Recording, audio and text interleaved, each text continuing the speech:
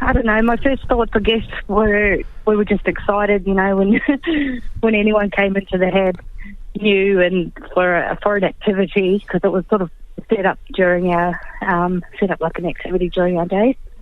Yep. And it was just exciting. And then when he came in and he told us about himself, and he you know, told us what he does with the kids and with, you know, go around the schools and that sort of thing, it started to get a bit more exciting and a bit more real. And then when he started to talk about addiction, and he went through all of us with our stories and that, and it was just, yeah, it was, suddenly it became something that could potentially be really real and that was going to touch a lot of people, because from my, you know, from my experience, there are so many people who are touched or affected by addiction, whether they are themselves or they have family members, partners, whatever, children, and but they feel like there's no hope. So suddenly the song was a way of getting a message out there that there is hope and no stigma, you know, trying to break the stigma down, I guess. And it was exciting. I got stage fright, but, you know, it was cool. It was really cool. And Josh Arnold, he is the coolest guy, you know, to work with, and he made it kind of easy for us, and you know, there were the cheesy parts, but he sorted those out. But it was awesome. Yeah, no, it was awesome. You when you like sat down to see the finished product of the video, was Yep. that odd or strange to watch, or were you proud of it? What were your thoughts? A little bit. Watching it, well, it made me cry. And it's weird because I was watching myself and I made myself cry, which was really, really odd and uncomfortable, I guess. And but I've seen it a few times now, and I'm getting used to it. Now I'm proud of it.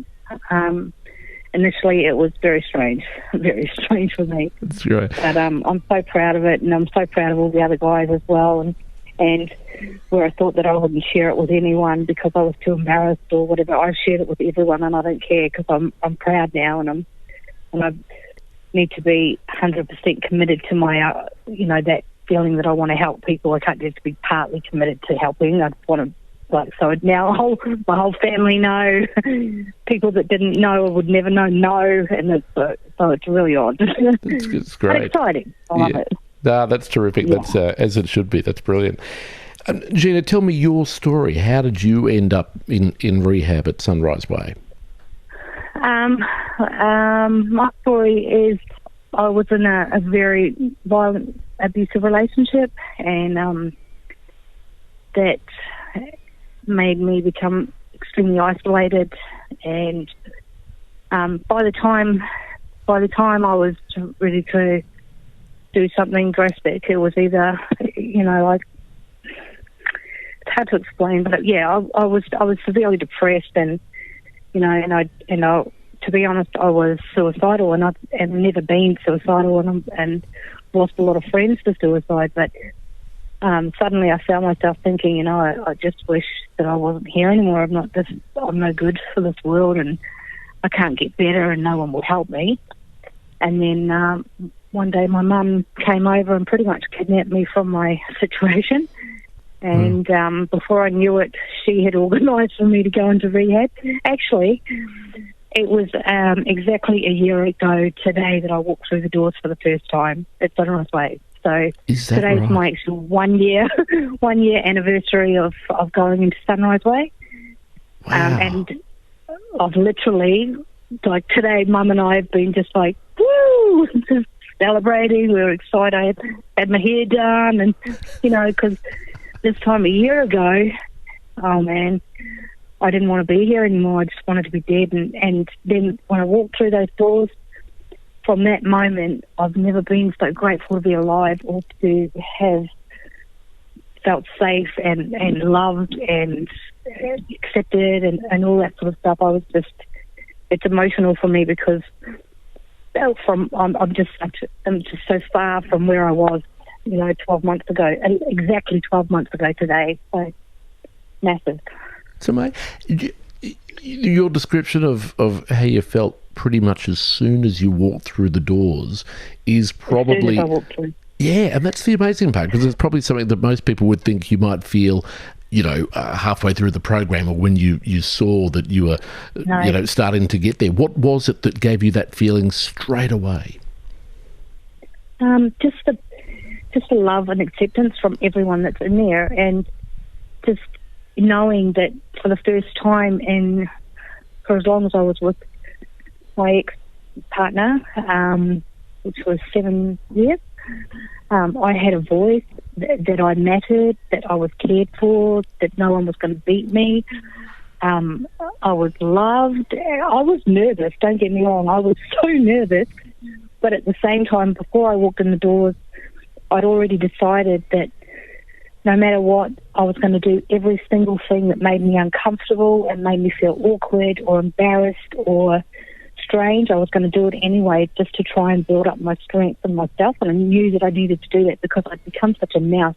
I had no voice. I was too scared to say anything because I was, so used to getting beaten or not saying the right thing all the time, that when I walked through those doors, I was instantly loved. And so that's why I have a thing where in the mornings you go and do a check-in, and you do it in the afternoon as well, and you do a scale from 1 to 10 of how you're feeling during the day. So 1 being pretty ordinary, 10 being the best you could be. Mm-hmm. And then you say what you're grateful for. And pretty much from the day I walked in that door, I was a 12 to anywhere from 12 to 15. Wow. And there was only a couple of days that I was under a 10, and I meant that. I was just so grateful and so excited and just so happy, and I was safe for the first time in years. So, I have so much to give back to those guys, So, it's amazing. And all the residents, even though, we all come from different walks of life, drug addicts, we've got alcoholics, we've got gamblers, whatever. And I thought to myself, there's no way this is going to work. This is not going to work. Alcoholics, druggies and gamblers all in one place trying to get along. This is not going to work. And yet it really does. And we're all there for the same reason, and we've all got a common goal. So it just works so beautifully. It's unbelievable. Life-changing. So I'm a different person. Was there a time during that 6 months when you realised that you were getting on top of it? I mean, you may say it's something that you never get on top of, and that's understandable. But was there a time that you thought, I'm winning. I'm coming out the other side? Oh, absolutely. I felt like that from the day I walked in, pretty much. I smoked cigarettes. I smoked 30 cigarettes a day before I walked in there.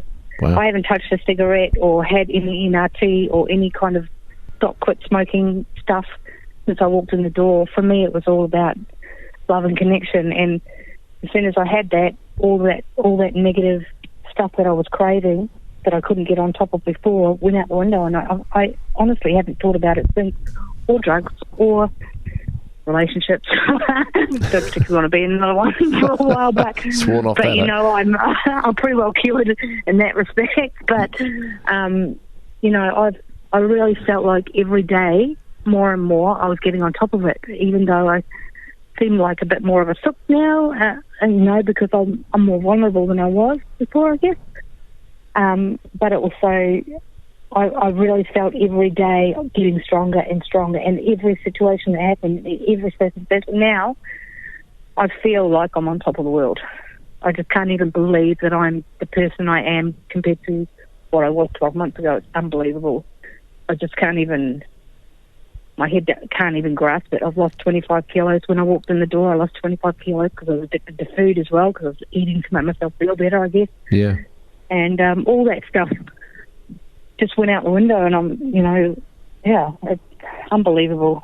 Those guys are angels in there. They really are. They're absolute angels. They saved my life, for sure. Was it scary to leave at the end? Pardon? Was it scary to leave at the end? I mean, there'd been such a... Absolutely it was. And I went into I went into the transition house. So you do your 6 months in the rehab, and then you go into the transition house or the unit if you want to for 6 months or for as long as you need. Really, they look after you. So I went in to transition, because of the COVID stuff. I came home to make sure that my parents were looked after, because they're elderly. Mm-hmm.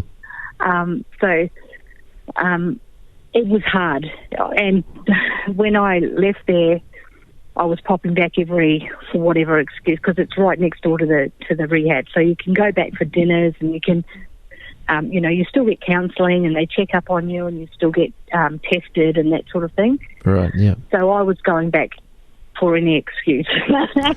Like, literally, I was a pain in the butt for a couple of weeks. I was an absolute pain in the butt, and they had to say, "Oh, look, gee, you're gonna have to like take it easy on the visit." Yeah, maybe only every second night.